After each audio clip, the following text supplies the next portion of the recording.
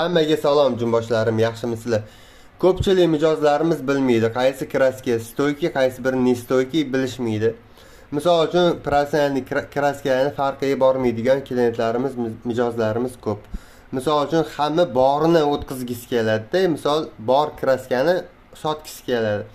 Misol uchun, Estel u ham yaxshi kraska, yaxshi zo'r kraska, faqat rossiyskiy firma bitta no tarafi bor, ne stoyki yaxshi, mana ko'p tur bermaydi, lekin rangi zo'r chiqarib beradi.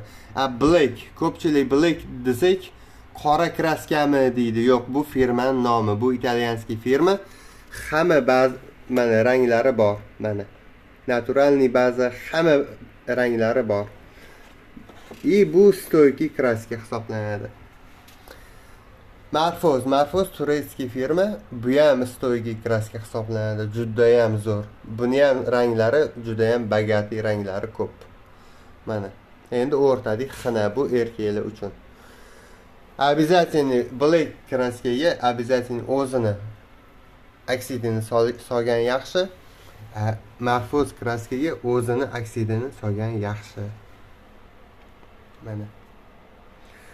E'tibor uchun men professional koloristman, stajim 10 yildan katta. Shu o'qiganimni sizlar bilan o'rtoqlashdim.